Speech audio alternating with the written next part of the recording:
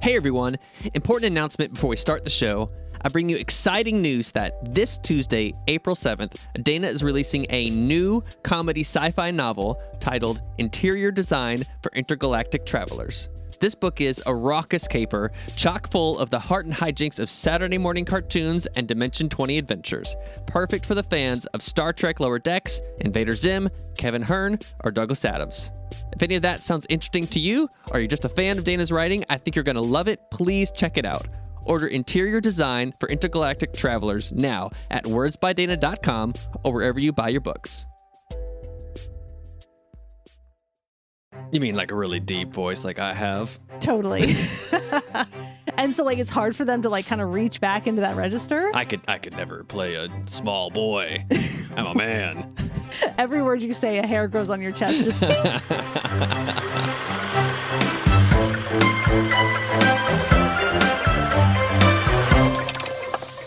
Hello and welcome to Steam Powered Movies. I'm your host Mike, and I'm here with my co-host. Hello, everyone. My name is Dana Fraedrich. I am a steampunk and fantasy author, and this studio is full of mice ghosts. What? Yeah, full of mice ghosts. Yeah, we've had like a little bit of a mouse problem here, but I'm taking care of it. So many mice ghosts. Just a few. You make it sound like a complete So infestation. really, the mice are also hosting this podcast. Welcome, mice ghosts. Wow. I didn't know. I didn't know this was happening. This is against my will. You knew they died here. I didn't sign that part of the union contract to allow mice ghost hosts.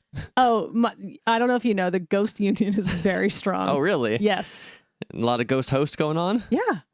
I had no idea. They have really great You benefits. got to warn me about these things, Dana. I have to warn you? I don't always read the fine print. I know. It's not in fine print. What's that? That this is a podcast where we watch movies that are usually steampunk, and then we talk about them. That's very true. That's right on the tin. Yeah, and somehow it took us over 40 episodes to watch maybe the most steampunk movie ever. It's definitely in the right. Like, I mean, Howl's Moving Castle is up there. Oh, but we're gonna have to talk about it.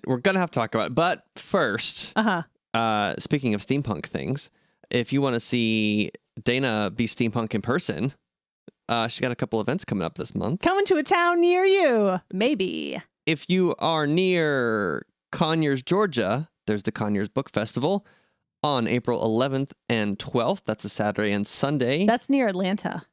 Again, it's in Conyers, Georgia, so check that out. Also, if you're near York, Pennsylvania. Near Baltimore. The following weekend, busy month, April 18th and 19th, that's the Telltale Steampunk Festival. This is how Mike learns of where I'm going to be. He's like, oh, Dana's going to be gone these weekends. How interesting. No, I totally knew that. That was from my brain, not reading it off of your website. Yeah. Go to wordsbydana.com for more details and information and links to the events and all that stuff if you want to check it out and see Dana in person.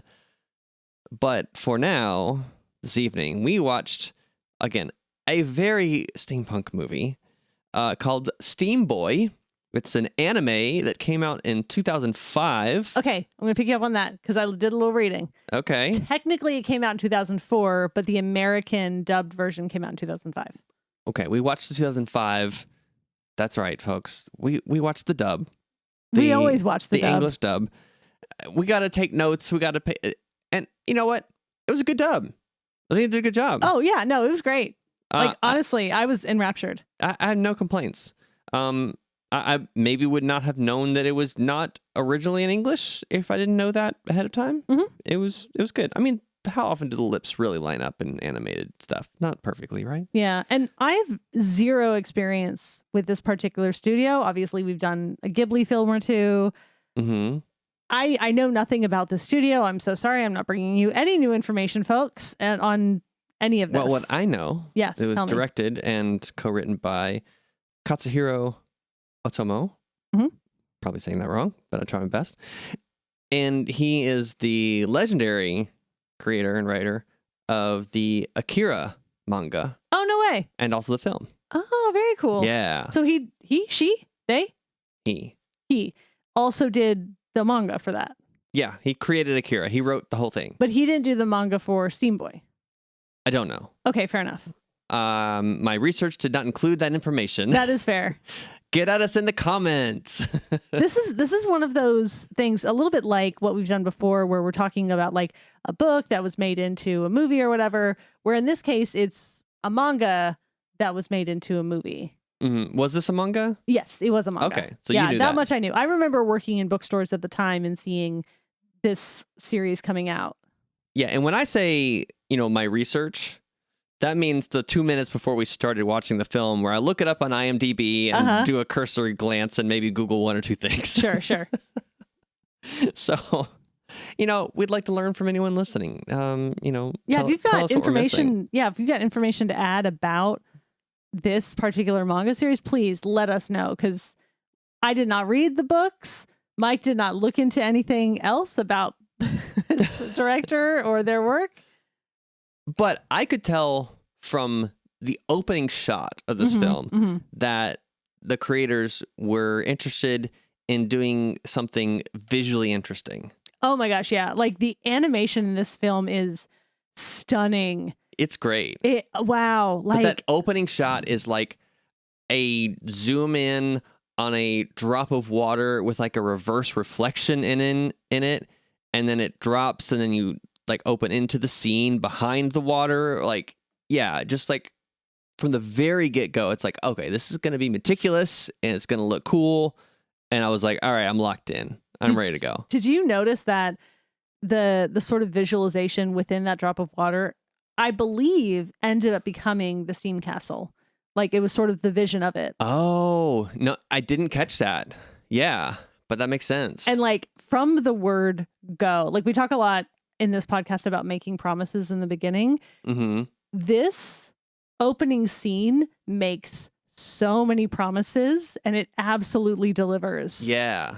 Like you want steampunk, enter adjective here or like nouns here. You've got it. Whatever it is that you think you want, it is in this film. Yeah, it is so steampunk. It's all of it. I mean, the main character's name is Ray Steam. Mm-hmm. He comes from the line of steams. And they make some crazy steam inventions. Mm-hmm. We don't always do this, but I want to kind of just recap the plot real quick. Okay. Because it's very simple. Yeah. It's extremely simple. It's like opening shot in Russian America, Alaska. I did like a minute of research on this. Yeah. So Russia did own Alaska for a bit and then sold it to the US. Well, yes. Yeah, we knew that. But like Russian America?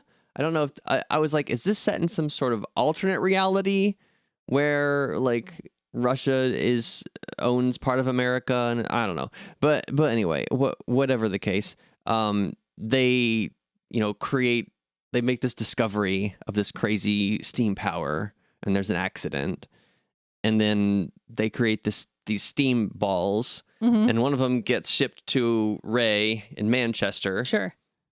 And with a letter to like keep it safe and only give it to this one guy. And then basically the rest of the movie is like a chase scene. Yeah, pretty much. Where it's like, get the steam ball away from this person and to this person, but then maybe away from that person too. And then there's some fighting between two different sides. And then at the end, they're like, yeah, let's stop all the fighting and just be like, science is cool, but maybe humanity's not ready for it. The themes get complicated, but again, the plot I think is very simple. No, I agree. I think the action of the plot is quite straightforward. I would say it's actually 3 different sides fighting one another. So okay. You have Ray's dad, who's very much like, science is great. We are using like the business magnates and stuff to achieve our ends, and we can totally outsmart them. And like, I can just ignore the fact that they're making war machines. We have his grandfather who's like, no, like, yay for science, but humanity is not ready. And then there's Lewis over there, or Dr. Stevens. Mr. Stevens. Mr. Stevens, yeah.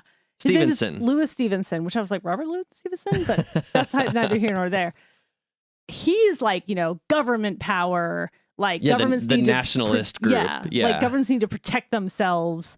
And so like two sides are kind of making the same argument, but they disagree on how like protecting the people, quote unquote, needs to happen. Mm-hmm. And then you've got Patrick Stewart, who is, oh my gosh, Patrick Stewart. Y'all, you have to understand that like Patrick Stewart helped raise me as Captain Jean-Luc Picard.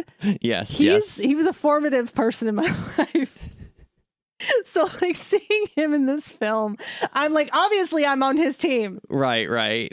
Yeah, it was interesting how they set it up where you kind of felt like the grandfather is the good guys, and they made you think he was teamed up with the Foundation, which is the nationalist side. Mm-hmm.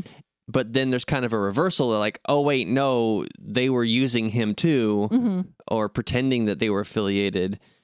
So you were like, oh, wait, neither side is the good guys. Yeah, they're all just doing the same thing. Mm-hmm.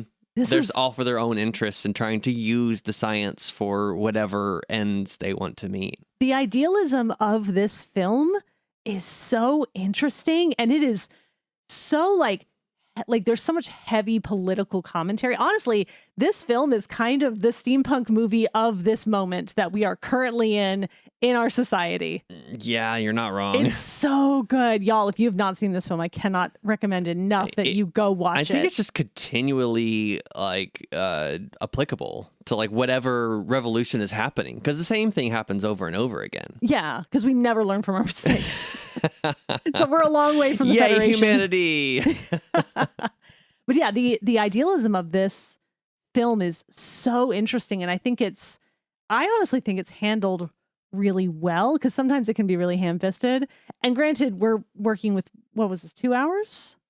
Something like that. So yeah. it was a pretty small scope, but we've talked about microcosms on this podcast before. Like it happened with City of Ember, where it's kind of an enclosed environment, essentially, or like a closed society. Yeah. And they've kind of created that with the exhibition, where I guess so, yeah. Basically the exhibition grounds and a little bit beyond, like in London proper.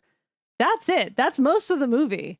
Yeah, I mean, that's where the main conflict happens, for sure. I mean, it acknowledges the rest of the world existing, at least, and it's connected to the rest of the world. You know, Alaska and Manchester, at least.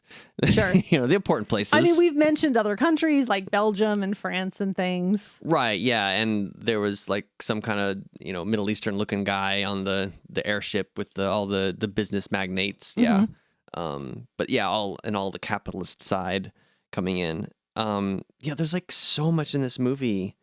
It's kind of hard to wrap my mind around like what to talk about here. I guess the characters. What'd you think of the characters? So, I mean, okay, I want to dig into Scarlet first, because I think she's probably the sort of easiest to break down. I do feel like the Scarlet character is someone's idea, or like the idea of what passes for comedy in some circles. Obviously, she's highly problematic. I wrote down, the girl's annoying. I hate her. She beats her dog. Yeah. She abuses her dog. That made me think she might be a bad guy. Yeah, and I still think she was. I mean, she is kind of bad. She turns on a dime. Like, she's like, there's a man in there. Oh, no. But then she's also like, just me. Just save me. Well, I mean, it's interesting you bring up that point about like there's a guy inside there. It's not until she is literally on the ground in the middle of people dying that she's like, wait, maybe this shouldn't be happening. Right. Because 2 minutes before, she was like, what's all this violence? And then she was like, yeah, just make sure we win. Yeah. Because she's still like up in her high castle above everything, just being completely self-centered and beating her dog for no reason. Poor little puppy. I know, bless her. Like, the ASPCA needs to come in and take that dog to a better place. Absolutely. Yeah. But that is kind of the thing for a lot of people, that like issues don't hit home until you're literally in the middle of it. Right. Until it starts affecting you. Right. Like, she's almost getting blasted to death. Yeah. Like, even when she's first walking out, like a missile goes by her and she's like, oh, that was annoying. And then, but like 5 seconds later, she's like, oh, wait, I might die. Yeah. So I guess that's like the one interesting thing about her character being in it. It's like portraying those people that are maybe like above it all and like, yeah, whatever, floating about their life. But like at some point, reality impacts you too. Yeah. And I do wish they had maybe done more with that because it felt like it was very fleeting. Mm-hmm. It didn't feel like it really stuck.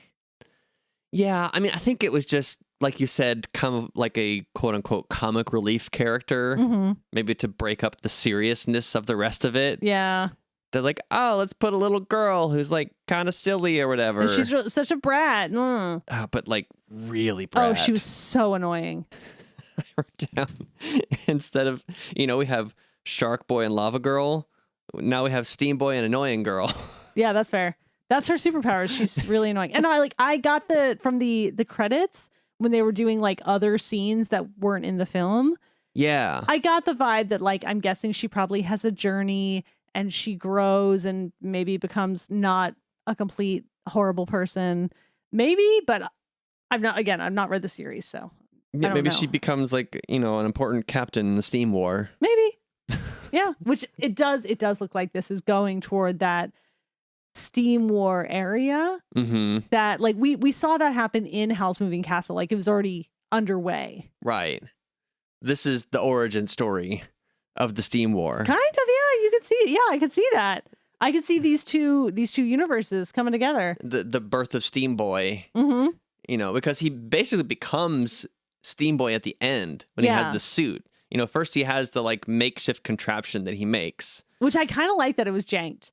Because he literally threw it together in Warzone from spare parts. Right? Yeah. But again, unlike other movies that we've watched, they established in the beginning that he's actually really good at inventions. Even from when he first like walks into his workshop area, like the thing with the blinds and the gaslight like bulb in the ceiling. Like, without calling too much attention to it, it's like, all right, this is his gadgets and stuff. And then his cool little like unicycle thing. Yeah, the wheel. Yeah, which was awesome for like, it lived for what, 45 seconds? But it was very cool for those 45 seconds. It was extremely cool. Yeah. And that's something I really love to see in a steampunk world is where it doesn't need to be widespread, but like someone has integrated it into their everyday life. Yeah. And that's always very cool to see. Like the beginning of Back to the Future with all like the little gadgets that Doc Brown makes. Yeah, like his little breakfast maker. Yeah, it's like part of your existence to create little gadgets for everything. And then that shows at least the proclivity for being able to make something like amazing and incredible. Yeah. So, no, there was a lot. I really, honestly, like a lot of the film, I just sat and watched. Like I said, the animation was absolutely stunning. The amount of detail. I think the only place, like I have so many good things to say about this movie. Yeah. Like, oh my gosh. Like I want to watch that several times more just to kind of get more of all the things that movie is doing. But I think one place that it kind of falls down is we really gloss over the loss of human life. Oh, yeah. Like thousands of people died in London. Oh, so no many kidding. people died. Yeah, I kind of took note that they were concerned about, the castle is hovering over London. We have to get it back over the river. And then the grandfather was like, all right, we got to like enable this new mode. And then it puts feet down and stomps entire buildings. I'm like, I guess that's less bad than the whole thing coming down, but man. Yeah, it's real bad.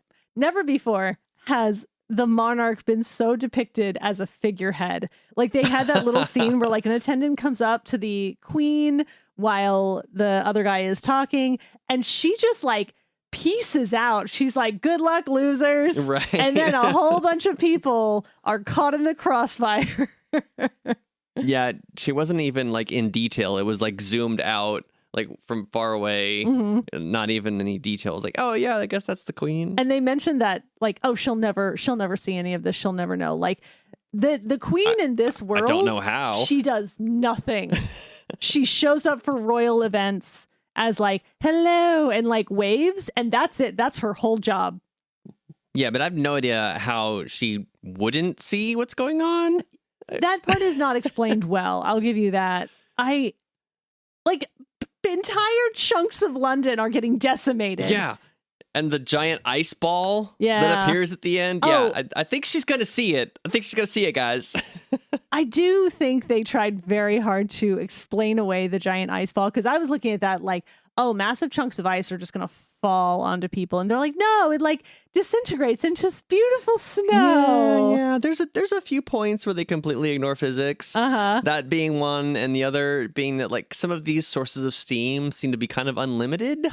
Well, and I found that really interesting, because they really tried hard to explain the science of this like sort of ultra pressurized ball where you've Yeah, they gave a cursory explanation. Yeah. I mean, classic sci-fi No, I love MacGuffin this. thing. I It's love like, it. oh yeah, it has this super powered dense whatever. Yeah. No, like, so we talk a lot about how in steampunk we kind of take the true physics, like the actual real provable physics, and then we kind of extrapolate it with a bit of artistic license. Yeah. And this is purely that. You're right. And yeah. I don't know how the physics line up with what they say about like when like extreme pressure releases, like it absorbs heat from around it, and so everything was freezing. I don't know if that's true, but it sounds plausible, and I like it for a sci-fi like just thing to happen. Yeah, and like the timing on the explanation was perfect, because I was just about to write down like, why does it turn into ice? Because it's hot steam, and then they were like, oh yeah, explanation. That's the pressure changing thing. Yeah, it's great. Mm-hmm. Love it. Yeah. So man, and I don't. Okay, so like, I don't know if there's also deeper meanings that we're missing from the fact that this is an anime. I know very little about anime and things that you see in anime that are indicative or kind of shorthand for other things. But I would love to know if Patrick Stewart's character, Grandfather Steam, him walking around naked, or at least half naked for most of the film, is that just a vibe? Or is that like, I don't know, is that like a, sort of an archetype in anime? Is he filling that role? I don't know. That's a good question. I think we've seen in like some of the Miyazaki stuff, yeah, maybe like the crazy old guy with the scraggly hair and is all like wrinkled, is maybe not wearing a shirt. I don't know. Maybe that's a trope. I don't know. And that's like, again, people who know about anime, please let us know. I would say between the both of us, we have extremely limited experience in this field. Yeah, but even from our limited experience, it does seem like the like anti-war message is in a lot of stuff.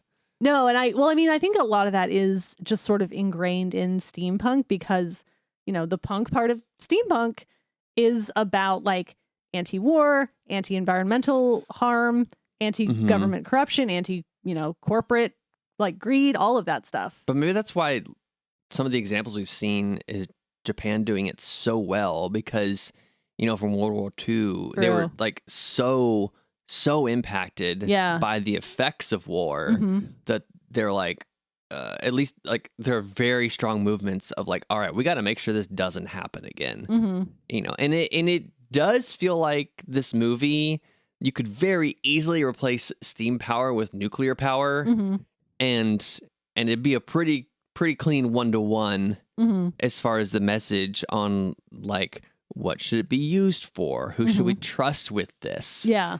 And yeah, like it's I don't think cleverly disguised or even tried to be. I don't think they were trying to be subtle. No, but especially with some of the like ignoring actual physics, it's like, yeah, it's nuclear power. It's like it's a source of seemingly unlimited power that can be used for all of these things. And speaking of all these things, do we want to talk about like how many cool steampunk things are in this film? Oh my God. It's literally like a gear a minute. I think you're right. I usually keep a list of steampunk things, and I kind of stopped. Yeah. How do you keep up? It's literally like just scene after scene after scene after scene. There's something crazy and interesting and clever and steam powered. Like, again, I usually keep a list. I never know how much is going to be on that list when I start the list. Mm-hmm. I started this list with a lot of steam. Big gear in the title shot. 1866 England. Solid Victorian era. Totally. And we had that gas lamp light bulb, the workshop gadgets. We had a train car, then the unicycle thing, and then we had airships and steam cyborgs and a power glove thing. I'm like, okay, I'm out of room on my list. Like you said, it's like every minute there was a new cool thing. Yeah. Do you think those steam troopers were maybe inspired by Cybermen at all? I really wonder about that I was getting because vibes. There's so much crossover. And I think some of that is because I think some of this stuff is just logical of okay, human bodies are squishy. What if we gave them an exosuit that protected the squishiness from damage in battle?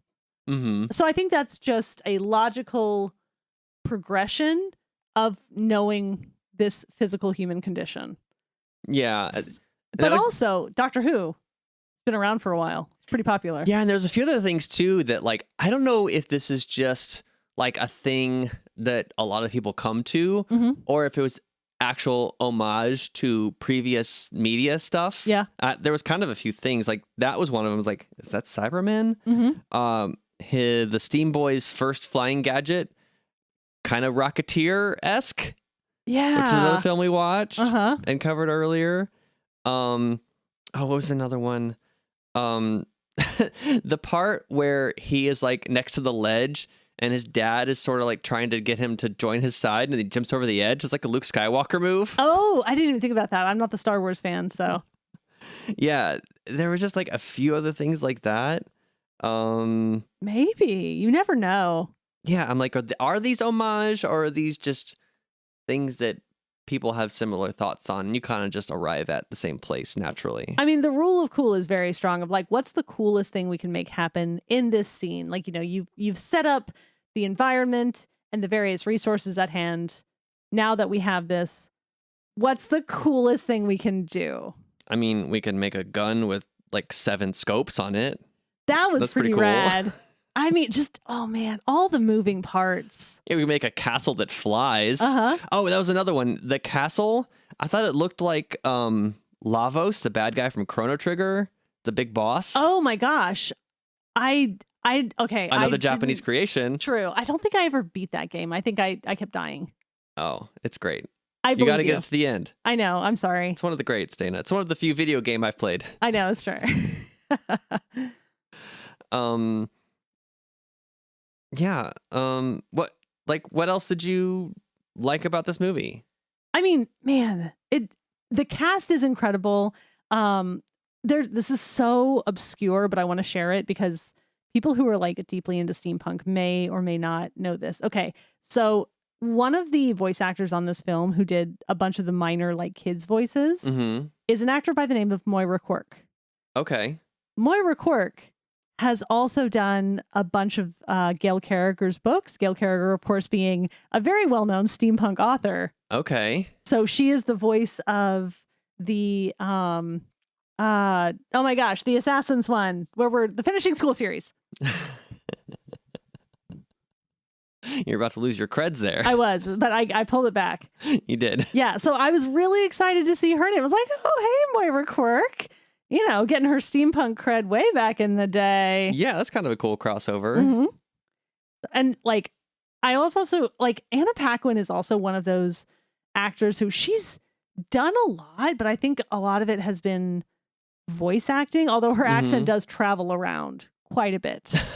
Yeah. No, I noticed that too, because in the when the character was first introduced, it kind of just sounded like a American accent. Uh-huh. And then it got kind of Irish, and then it was very British. What's funny is it was all over the place. The Manchester accent is a little bit wild. If you saw Jamie in Ted Lasso, he's from Manchester, right? So that accent. But Anna Paquin is Australian.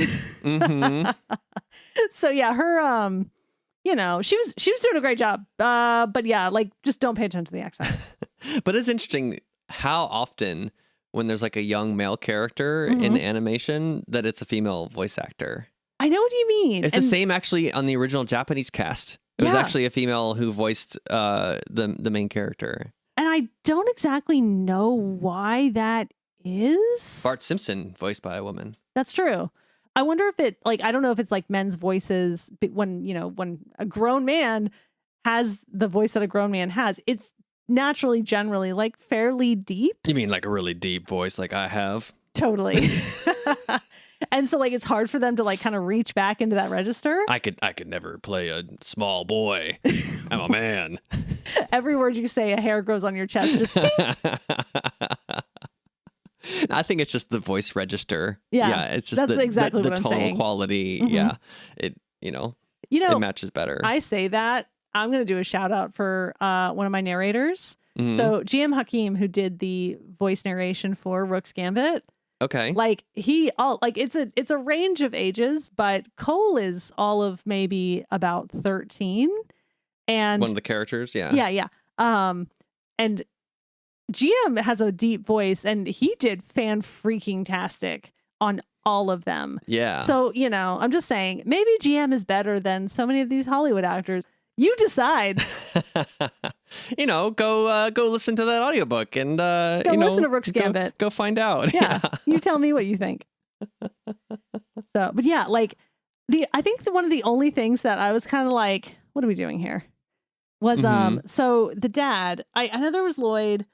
Oh, it was the Edward? dad was another thing that was this homage. It was kind of very Phantom of the Opera vibes. I wrote down Phantom of the Opera. Not only did he have like the face scar and the half mask, but he was sitting at like an organ keyboard. Yeah. For this was his control panel. Yes. Like very Phantom vibes. That did feel very intentional. And like maybe it's not, maybe it's a coincidence, but yeah, no. Like I was like, are we like doing arm was this part of the right machinery? now? Like that's kind of cool too. Yeah. But sorry, you were saying something about the dad character. What are we doing? It's basically that. Like you basically said it because I wrote down like he's really giving Phantom of the Opera. Oh. But also it's kind of funny because like in Phantom of the Opera, like, he wears this mask and there's all this mystique and it's like, oh no, like what does he look like beneath the mask? And then like it comes off and it's like, not that bad. Right. Like, I feel like you're the one who's built this up. Like we can get you some therapy. Like we can kind of come to terms with this and work on it. But I was expecting something way worse when he had the mask off. It's like, oh, it's just discolored a bit. Sure. It's vaguely scarred. Right. So yeah, we don't need to internalize this. Like again, we can go to therapy, we can work on it. Yeah. I was wondering if we were going to have kind of like a Chekhov Zeppelin situation. Oh. Well, because like, they mentioned the Zeppelin and they made mention of like, oh, remember, it's what is it, hydrogen, gents? So like put out all of your cigars. Oh, right, I was right. Are we going to see this Zeppelin go down in flames? No, but there was a really cool Zeppelin earlier that had the like grappling arms on it. That was wild. Yeah, I didn't see that coming. These people had like crazy amounts of you guys, if you haven't seen this, like we're leaving out so much just because we can't remember it all. Every single minute was chock full of stuff, I have to say. Yeah, it was wild. A couple funny things that I liked. One was this movie demonstrated a thing that I've internalized many years ago as an IT professional. Sure. When they were had the Sea Corps, they're like, oh yeah, they can dominate on the sea and then on land, and it starts to climb out onto the stairs and falls over immediately. The lesson here, folks: never do a live demo. Something will go wrong. That's fair. That's good advice. Yeah. But okay, here's one other thing about the annoying girl character. Oh, the fact that she is 100% a Karen asking to speak to a manager? No. It led to this one quote, which I think is a really good quote from the film. Okay, go on. It's not stupid to ask questions. That's how you stop being stupid. I did really love that moment. It was really thrown in and kind of like squeezed in, but I was like, yeah, I like that. It is a good one. Like, and like, as you say, like, man, like there's this whole film is just like thick with meaning and symbolism and just so much stuff going on. Mm-hmm. I really enjoyed it. It was so interesting. And the dad character, he was complicated, and like and the grandfather too. and how they kind of interacted. Because the beginning, it's like the grandfather was the one like pushing the limits. That's how his son got injured and became this steam cyborg thing, which we've never seen before. Yeah.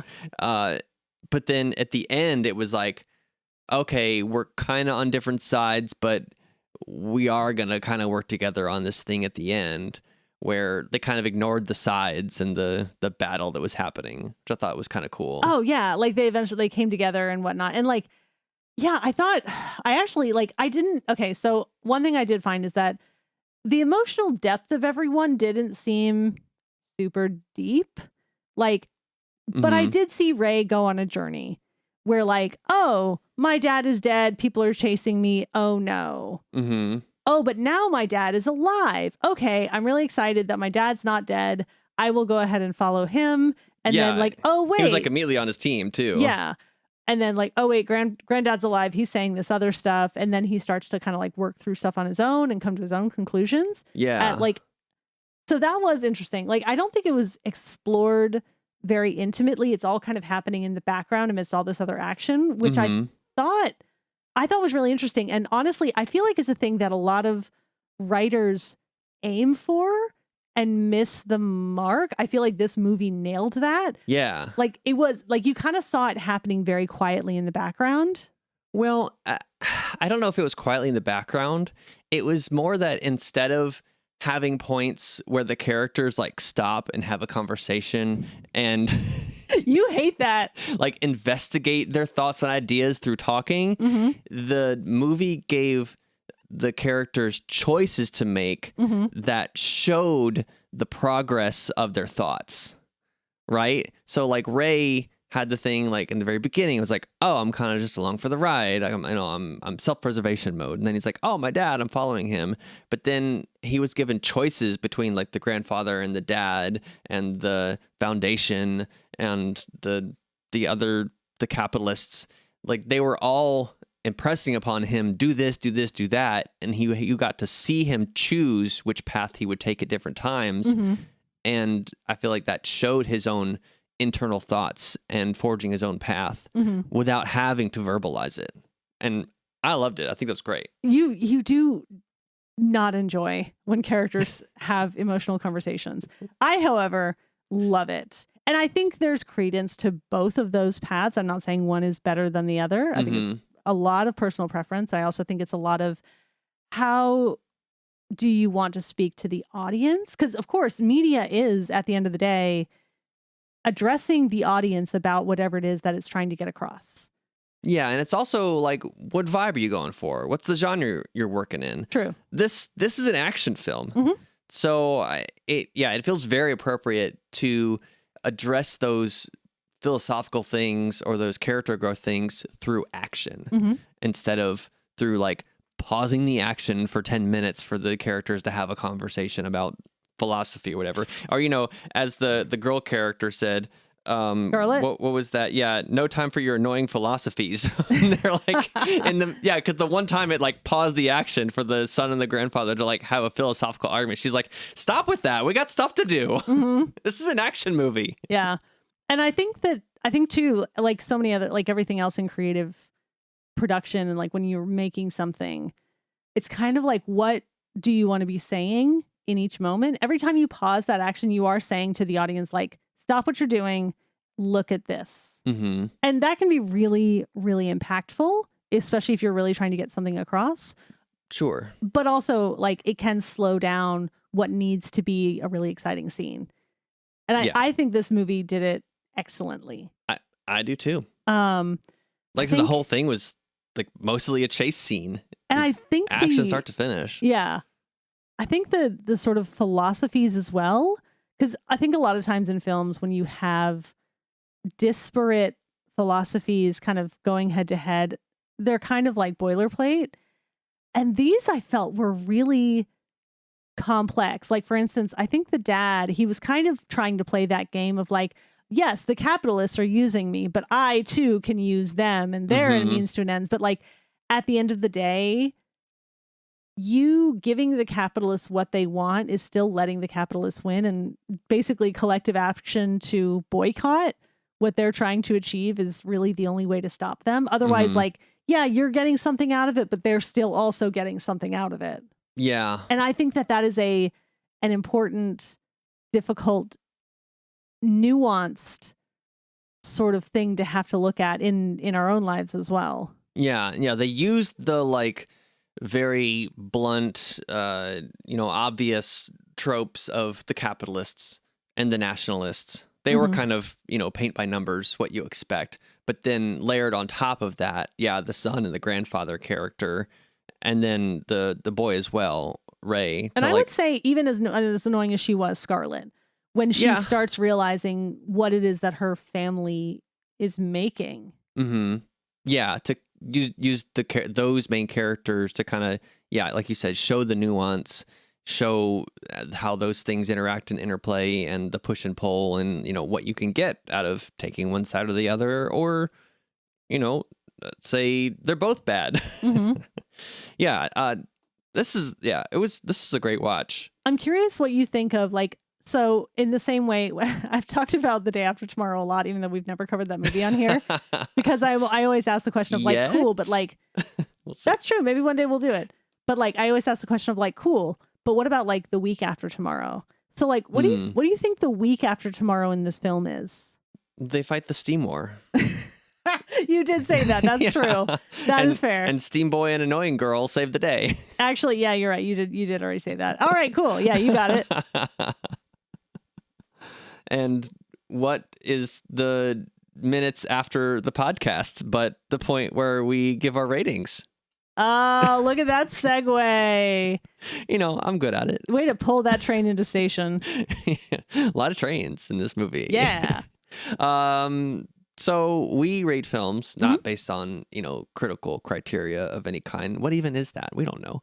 We're not professionals.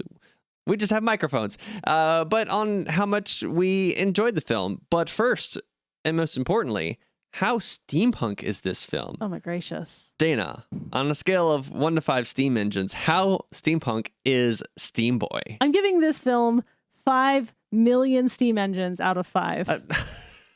You stole my bit, Dana. Oh no, were you thinking of doing that? I was going to say it was 10 out of 5.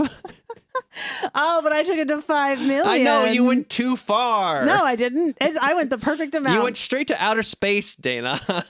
They almost also went straight to outer space. No, that's the month after tomorrow.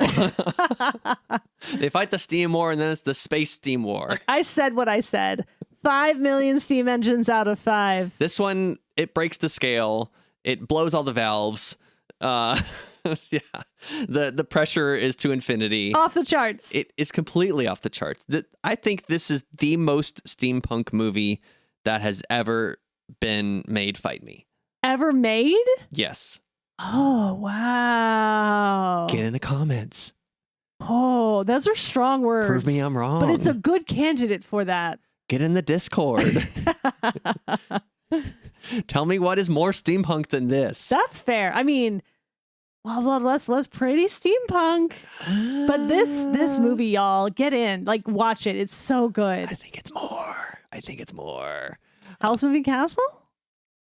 I think this one's more than Hell. It's for sure more than Hell. It is very like just in Hell is more magic. And then this is just like all steam. There's everything. Some good magic punk. Yeah, it's So yeah, it's an infinity out of 5, whatever on the steam engine scale. But the other rating is, how much did you enjoy watching this film, Dana? On a scale of 1 to 5 gears, what's it get? I think it gets 5. Yeah. Like, so behind the scenes, y'all, Mike and I discussed what movie to watch next, and Mike said, "Hey, we should really just like watch like a pure steampunk movie because it's been a minute." Mm-hmm. And I did want to watch the Kenneth Branagh Frankenstein film, which we will get to at some point. Sure, but because Mike cannot stand Kenneth Branagh, and I love to watch him squirm. No. I like him in some stuff. I he has his strong points and weak points.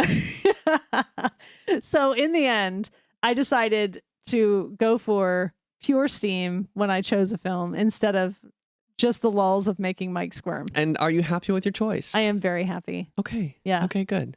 Yeah. On a scale of 1 to 5 top hats, I think I give this a 4.5. What? Yes. Why 4.5? The girl's annoying, man. I know, but she hit the dog. Okay, yes.